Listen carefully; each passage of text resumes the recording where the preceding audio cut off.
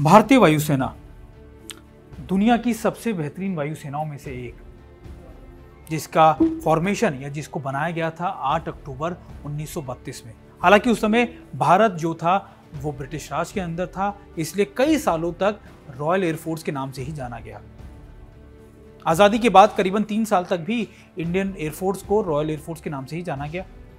1950 में इसको अपना नाम दिया गया, इंडियन एयरफोर्स। उस समय भारत के पास मूलतः डकोटा एयरक्राफ्ट, ट्रांसपोर्टर एयरक्राफ्ट या एक दो गिने चुने ही एयरक्राफ्ट हुआ करते थे। लेकिन धीरे धीरे धीरे धीरे आज भारत की कैपेबिलिटीज या उसकी क्षमताएं बहुत ज्यादा बढ़ी हैं। इस समय भारतीय वायुसेना के पास करीब करीब 1900 एयरक्राफ्ट हैं, जिसमें फाइटर एयरक्राफ्ट के अलावा जो उनके ट्रांसपोर्टर विंग्स हैं या दूसरे एयरक्राफ्ट सभी शामिल हैं। यहाँ तक कि आपके ड्रोनियर्स या फिर आपके ड्रोन्स या दूसरी चीजें भी भारतीय वायुसेना के पास इस समय है।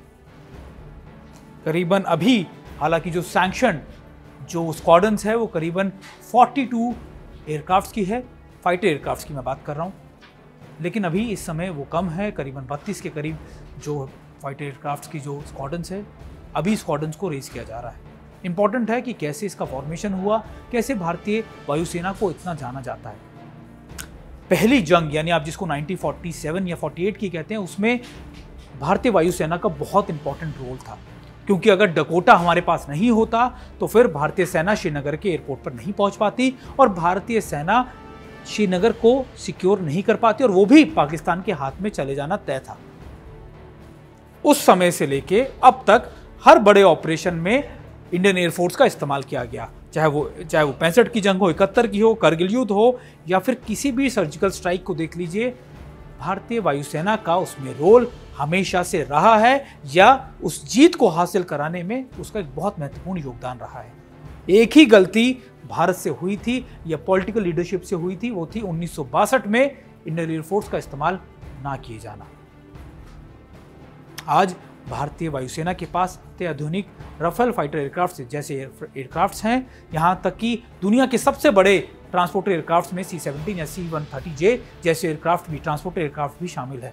इसके अलावा कई अत्याधुनिक ड्रोन्स या दूसरी साजो सामान भी भारतीय वायुसेना के पास है और इसको कमान करते हैं air chief marshal RKS Bhadauria sir. Important ये है कि पिछले कई सालों से हमारी क्षमताओं में इजाफा किया जा रहा है और उसे किए जाने में सबसे महत्वपूर्ण योगदान भारतीय वायुसेना का भी है।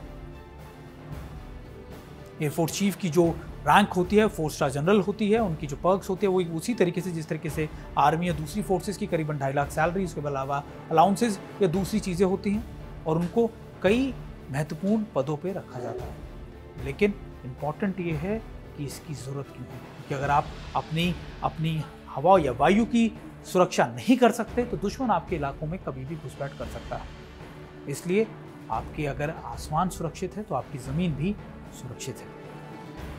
TV9 भारतवर्ष के साथ जुड़े रहिए और हमारे इस डिजिटल प्लेटफॉर्म पे हर लेटेस्ट अपडेट देते रहिए।